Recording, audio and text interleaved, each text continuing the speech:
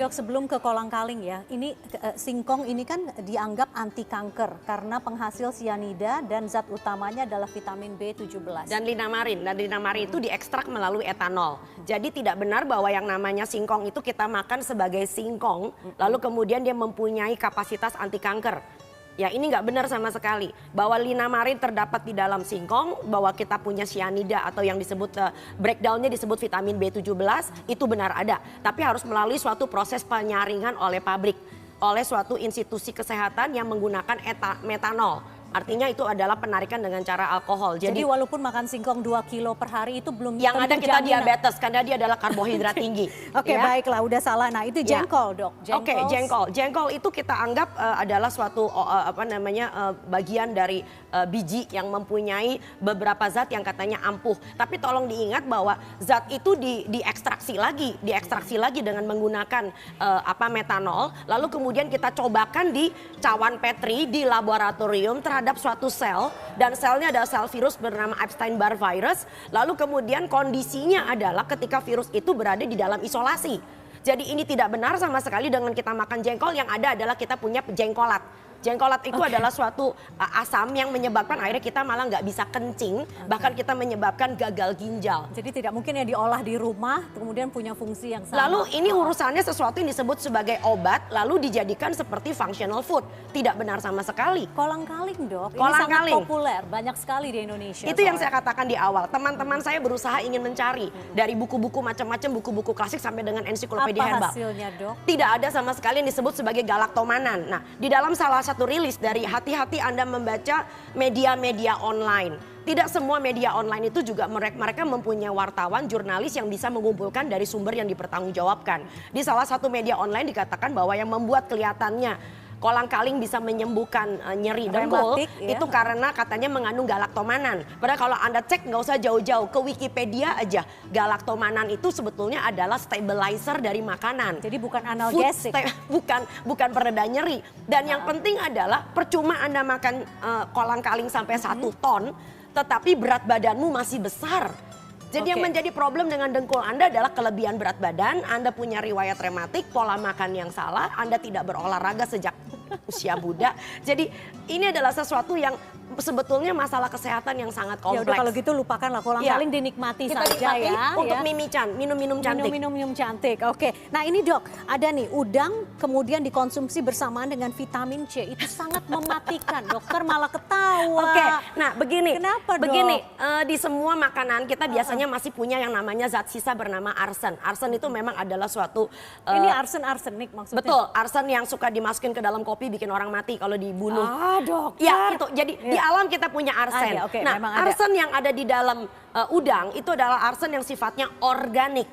Nah, yang mematikan kita adalah arsen yang anorganik, dan anorganik itu kalau bercampur dengan asam askorbat yaitu vitamin C, kita meyakini menghasilkan suatu senyawa bernama trioxide arsenic yang memang mematikan, terutama manusia. Nah, yang menarik adalah di dalam udang, ya arsen yang sifatnya anorganik itu cuma kurang dari 4%. Bahkan berarti ada tidak mungkin mematikan ya dok? Kalau seandainya toh dari semua udang yang kita punya, kita tarik inorganik arsennya, kita campur dengan vitamin C, maka untuk bisa mematikan tubuh sebesar saya harus makan 105 kilogram udang. 1 kuintal lebih. 1 kuintal lebih. Yang ada saya mati kekenyangan.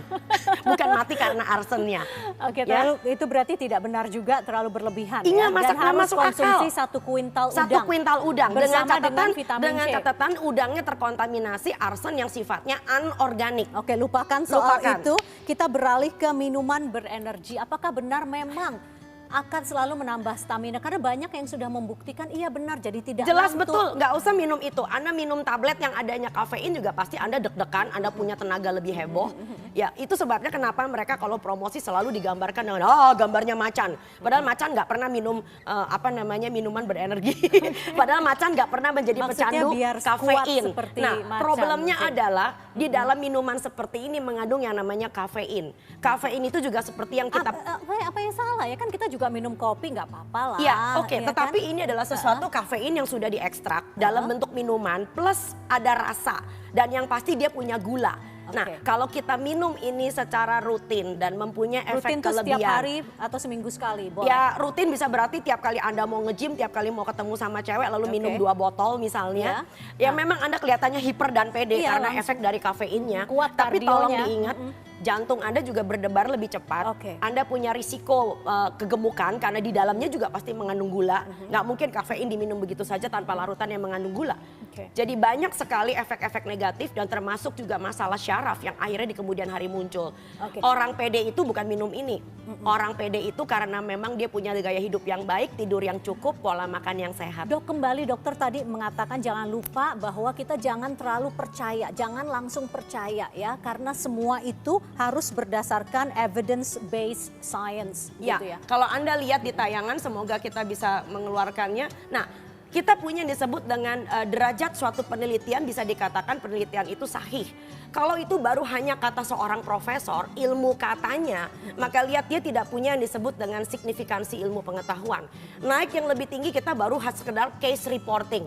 Hanya sekedar ya uji coba, lalu kemudian ada orang diberikan ramuan tertentu, lalu kelihatan hasilnya bagus. Itu baru level of evidence-nya baru level nomor 2. Nah, kita harus menguji sampai istilahnya orang Jawa tuh menteles. Itu sampai level yang paling atas, baru bisa kita katakan bahwa ya ini sudah melalui suatu pengulitan, suatu pengupasan yang luar biasa. Sampai bisa dikatakan ya zat ini ampuh, zat ini memang berefek atau metode ini benar. Dan itu mempunyai suatu pengakuan ilmiah yang sangat tinggi nilainya. Jadi jangan sembarang mengatakan bahwa sudah pernah diuji di laboratorium, sudah mendapat pengesahan dari badan-badan tertentu, sudah melalui suatu penelitian yang level mana. Karena kita mempunyai disebut dengan degree of scientific examination or experiments. Jadi panjang sekali Tentu uji saja. klinisnya. Bukan Dan cuma harus, uji klinis tetapi juga uji perbandingan. Jadi ada semacam kayak randomized clinical trial. Baik, kalau begitu Dr. Tan Shot Tien, mudah-mudahan namanya tidak banyak dicatut lagi. Bismillah. Begitu ya, dan masyarakat kita jauh lebih kritis kalau menerima pesan. Dan ini adalah suatu pesan untuk bagaimana sistem pendidikan kita harus berjalan. Anak-anak kita tidak boleh menghafal, tetapi anak-anak kita harus betul-betul kritis. Dr. Tan Shot Tien, terima kasih Sama-sama. seperti biasa. Selamat Terima pagi kasih Indonesia. pencerahannya. Pencerahan sekali. Pencerahan. Di hari libur. Jadi katanya nggak usah minum minuman berenergi, macan aja nggak pernah minum minuman berenergi. Betul. Katanya Kita seperti makan itu. yang namanya singkong sambal roa. Sehat. Selalu sehat. Buat ngenyangin perut bukan anti kanker. Dan bisa Oke, tenang ini makan kolang-kalingnya seafood jangan sekarang lupa ya. buat Marvin ya. Wow, Tapi terima bukan kasih. obat anti rematik tapi. Bukan. Bukan, ini untuk Anti minuman dahaga. buat juga makanan. Bukan buat sumpel dengkul. Ya, dan pemirsa, informasi yang menyehatkan tersebut sekaligus menutup perjumpaan kita semua. Dan selamat pagi Indonesia edisi libur panjang. Selamat liburan bagi Anda semua. Saya Widya Saputra. Saya Marvin Suristio. Dan saya Vivi Aleida Yahya. Selamat Saya pagi. Dr. Tan. Oke. Selamat pagi dan selamat menikmati libur panjang Anda.